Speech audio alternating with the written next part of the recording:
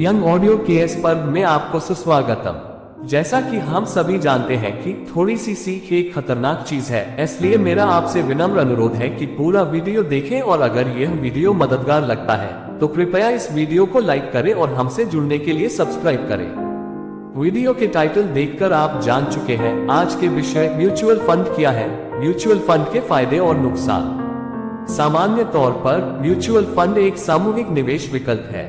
यह कई निवेशकों से धन एकत्र करता है और इसे विभिन्न बॉन्ड, प्रतिभूतियों, स्टॉक, सोना, एफडी और आदि में लाभ पैदा करने वाली कंपनियों में निवेश करता है।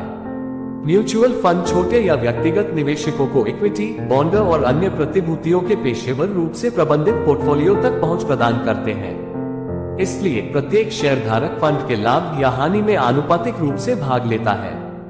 स्टॉक और म्यूचुअल फंड के बीच एक बड़ा अंतर यह है कि स्टॉक के विपरीत म्यूचुअल फंड का प्रबंधन फंड मैनेजर द्वारा किया जाता है, जो फंड की संपत्ति आवंटित करता है और फंड के निवेशकों के लिए पूंजीगत लाभ या आय उत्पन्न करने का प्रयास करता है। म्यूचुअल फंड में निवेश करके निवेशक अपने फंड के पोर्टफोलियो द्वारा अर्जित लाभ और हानि में हिस्सा लेते हैं। म्यूचुअल फंड के लाभ। निवेशक म्यूचुअल फंड में निवेश करने के कई कारण हैं। आइए कुछ विवरण देखें। एक, जोखिम में कमी एवं सुरक्षा। लोगों की आम धारणा है कि म्यूचुअल फंड बैंक उत्पादों की तरह सुरक्षित नहीं है। यह एक मिथक है क्योंकि फंड हाउस सख्ती से सेबी और एएमएफआई जैसी वैधानिक सरकारी एजेंसियों के दायरे में है। फंड हाउस और एसेट मैनेजरों की साख को सेबी से आसानी से सत्यापित किया जा सकता है। उनके पास एक निष्पक्ष शिकायत निवारण मंच है जो निवेशकों के हितों की सेवा करता है। 2, उन्नत पोर्टफोलियो प्रबंधन। जब आप एक म्यूचुअल फंड खरीदते हैं तो आप अपने व्यय अनुपात के हिस्से के रूप में एक प्रबंधन शुल्क का भुगतान करते हैं, जिसका उपयोग एक पेशेवर पोर्टफोलियो प्रबंधक को किराए पर लेने के लिए किया जाता है, जो स्टॉक, बॉन्ड आदि खरीदता और बेचता है। एक निवेश पोर्टफोलियो का प्रबंधन करने में मदद करता है। 3, लाभांश पुनर्निवेश। चूंकि फंड और ब्याज आय के अन्य स्रोत प्रदान किए जाते हैं, उनका उपयोग म्यूचुअल फंड में अतिरिक्त शेयर खरीदने के लिए किया जा सकता है, जिससे आपके निवेश को बढ़ाने में मदद मिलती है। 4, अधिक लेन देन के लिए कम लागत और उचित मूल्य निर्धारण। आपने देखा होगा कि बड़ी मात्रा में खरीदारी के साथ कीमत कैसे कम हो जाती है। उदाहरण के लिए, यदि 100 ग्राम टूथपेस्ट की कीमत 10 रुपए है, तो आप 40 रुपए के लिए 500 रुपए का पैक प्राप्त कर सकते हैं। म्यूचुअल फंड इकाइयों पर भी यही तर्क लागू होता है।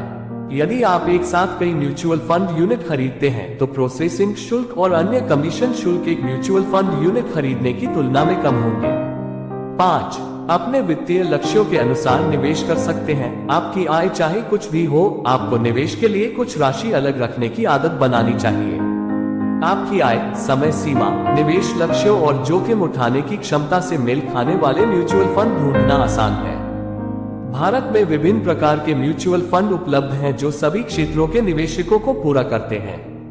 6, कर दक्षता। आप ईएलएसएस नामक टैक्स सेविंग म्यूचुअल फंड में निवेश कर सकते हैं, जो आयकर अधिनियम 1961 की धारा 80C के तहत प्रति वर्ष 1.5 लाख रुपए तक कर छूट के लिए योग्य है। म्यूचुअल फंड के नुकसान। म्यूचुअल फंड में निवेशक होने के नुकसान भी हैं। कुछ चिंताओं के बारे में अधिक विवरण सुने। 1, म्यूचुअल फंड प्रबंधन लागत। बाजार विश्लेषकों और फंड प्रबंधकों का वेतन फंड प्रबंधन लागत के साथ निवेशकों से आता है। म्यूचुअल फंड चुनते समय कुल फंड प्रबंधन शुल्क पहले मापदंडों में से एक है। उच्च प्रबंधन शुल्क हमेशा बेहतर फंड प्रदर्शन की गारंटी नहीं देते हैं। 2, एग्जिट शुल्क। एग्जिट लोड वह शुल्क है जो म्यूचुअल फंड से बाहर निकलने के दौरान आपके एएमसी द्वारा लिया जाता है। यह निवेशकों को कुछ समय के लिए पुनः निवेश करने से हतोत्साहित करता है।